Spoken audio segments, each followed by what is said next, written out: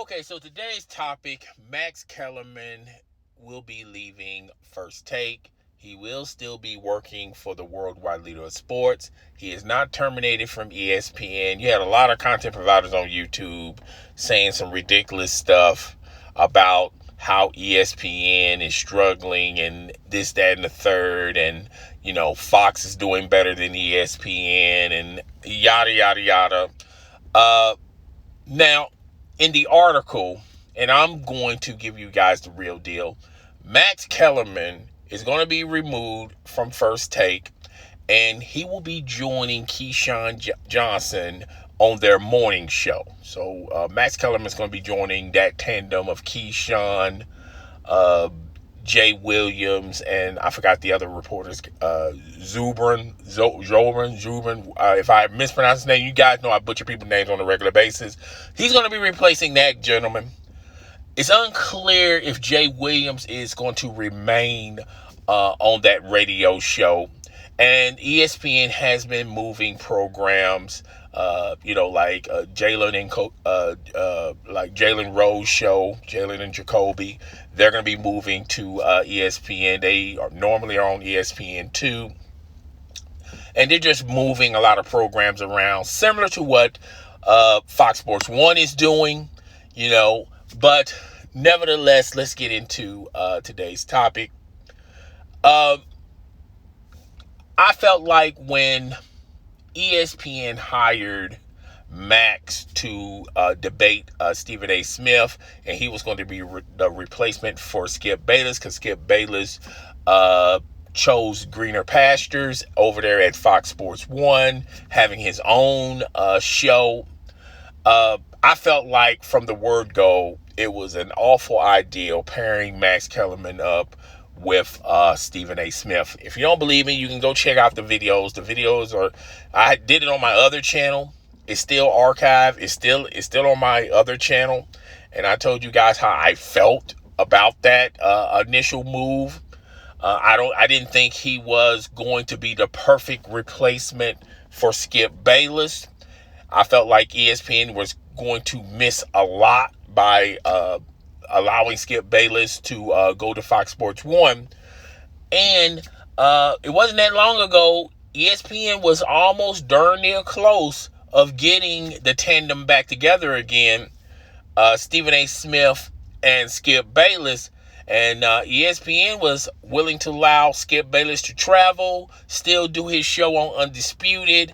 I felt like the sticking point on why he didn't want to do it was A, it would have been too much traveling, and B, they kind of wanted to put Skip and Stephen A. Smith to line up there to be the primary lineup on ESPN Plus, which, by the way, ESPN Plus is struggling.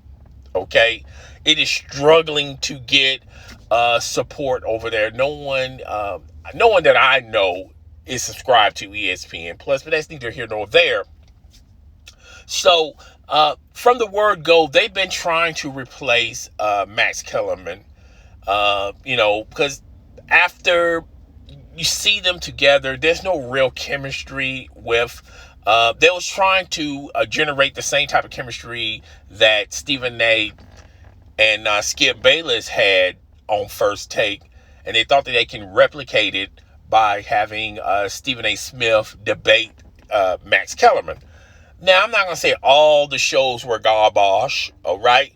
But it painfully obviously, you can tell that they could not recreate magic, and they're going to be moving Max Kellerman to Keyshawn Johnson's radio show with, and I'm not too sure if Jay Williams still going to be remaining on that radio show, but they're gonna be the three-headed monster on the morning show.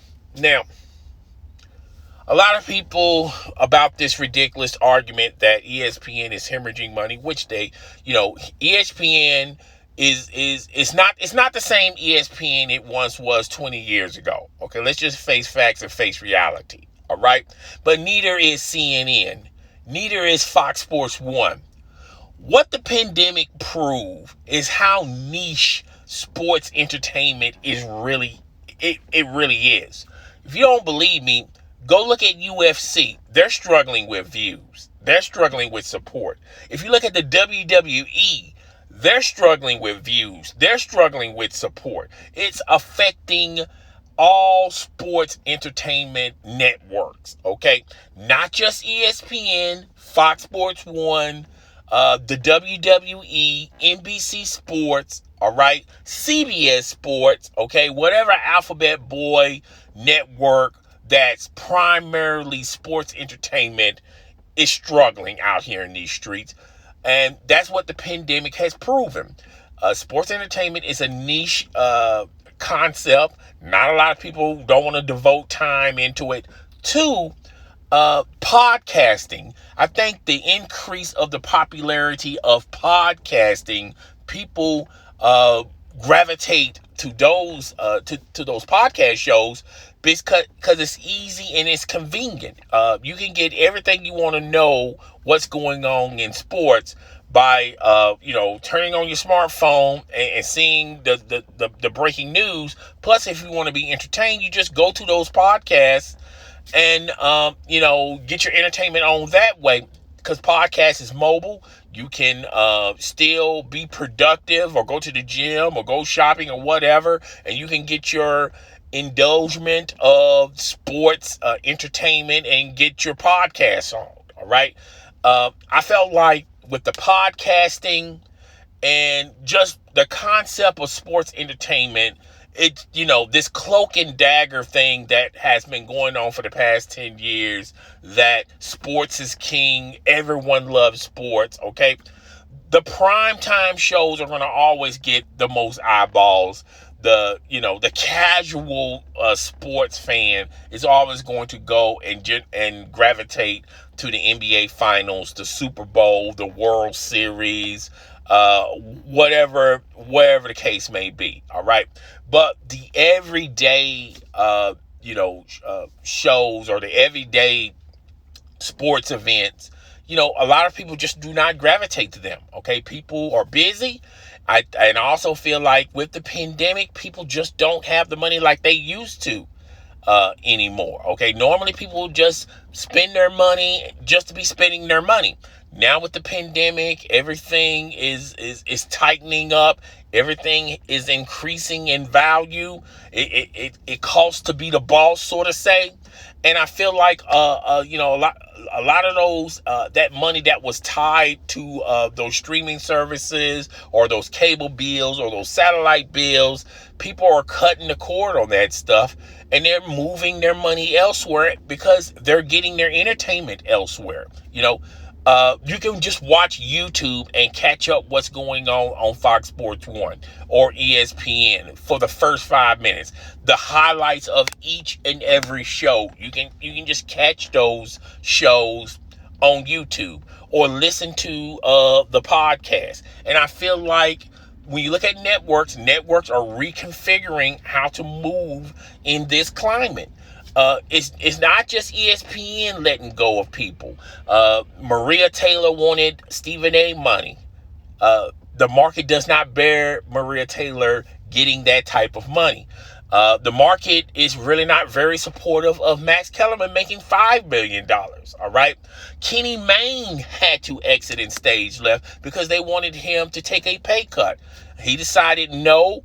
And I guarantee you, Kenny Mayne is not making the same type of money he was making at ESPN I believe he's on Fox right now. Josina Anderson had to been let go of.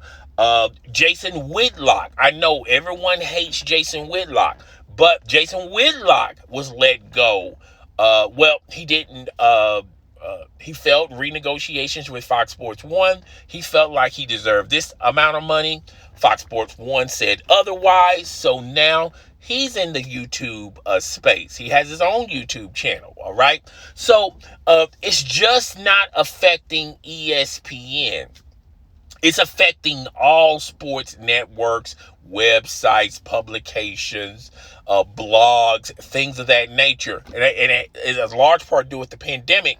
People just don't have the money nor the time to just sit back and watch 12 to 14 hours of programming on sports. All right. Sports is not the king anymore. It's a niche type of entertainment that a lot of people just gravitate to when they have a little time here and there.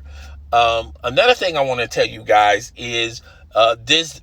I'm trying to debunk this argument of, look, Fox Sports 1, they have very popular programming. To me, I feel like the best programming on Fox Sports 1 easily is going to be Undisputed #1. And it's a toss-up between First Things First and Speak for Yourself. And Colin Cowherd is good on there as well. But those are really, when you look at it, only Undisputed is really making the numbers. All right. The rest of the shows are hits and misses. All right. And the same can be said for ESPN. First Take, no matter how people want to say otherwise, it's still a very hit show. Pardon the interruption. I feel like it's at the right time where older fans of the show can get to still watch the show. But all the other programming that goes on over at ESPN is hit and miss, okay? And it's a declining market in sports entertainment. It's not as vibrant and explosive like it once was 10 years ago. Why? Because it was less sports networks 10, 20 years ago. Now everyone wants to be in on the fun, and they oversaturated the market, and you're oversaturating a market that's really, in reality, when you clear all the smoke and mirrors, the smoke and mirrors from it, it's really a niche type of entertainment. All right, it's not as big as a lot of people think it is. All right. And a lot of these networks are asking a lot of these personalities to take a pay cut. They're asking most of them to take pay cuts because they cannot continue this demand. The market does not bear a Max Kellerman to make $5 million just to be below average. Maria Taylor wants to make $8 to $10 million just to be average, okay? It's just not the climate. It's not the time nor the climate. And, this pandemic has just proven that people are going elsewhere, okay?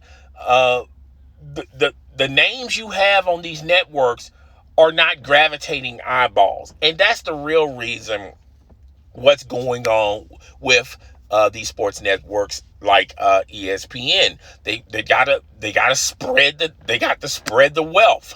All right. ESPN would hire people and they'll be making $2 to $3 million just to cover one topic, which was sports. Which was football season. All right. And they're still paying them when football season is over with. We're not in that time anymore. All right. So with less money to deal with, you have to spread this wealth around. Now, who is going to replace Max Kellerman?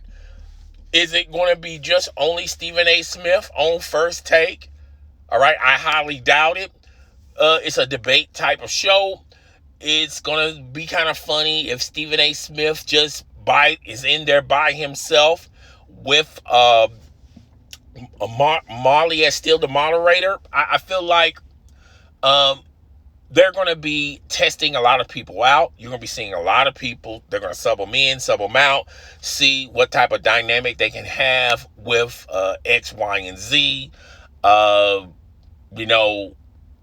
haven't heard anything about Shannon Sharpe and his contract issues over there at Fox Sports 1. His contract ended in July, and we're in a new month, and still no word on how they're doing with that contract. He's probably already signed with Fox Sports 1, but he just don't want to disclose the terms of his agreement with Fox Sports 1.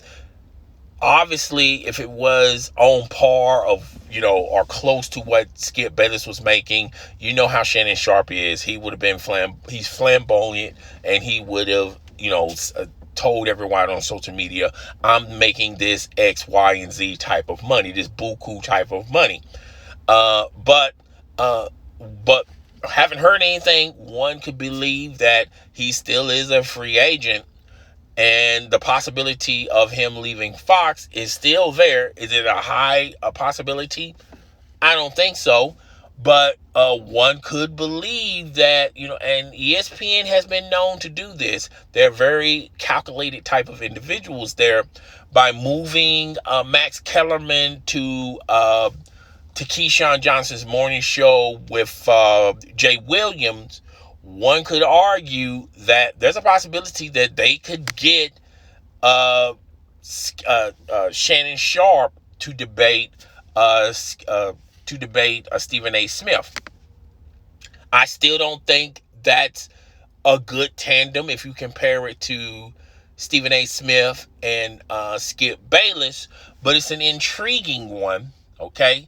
Because if Shannon Sharpe ever goes to ESPN, and I'm only speculating, folks, all right, he will be like the new school, and Stephen A. Smith will be the old school. Stephen A. Smith believes that Michael Jordan is still king. I feel like if they debate, it'll be a very intriguing debate because both of these guys have been on the planet long enough to see Michael Jordan play, and they know their stats, know his stats, this, that, and the third. And it would be a good debate on is LeBron better than Michael Jordan? You'll have those type of discussions. On the NFL side of things, I feel like Stephen A. Smith will lose some here and there. The non-popular sports stories in the NFL. Boxing, I think,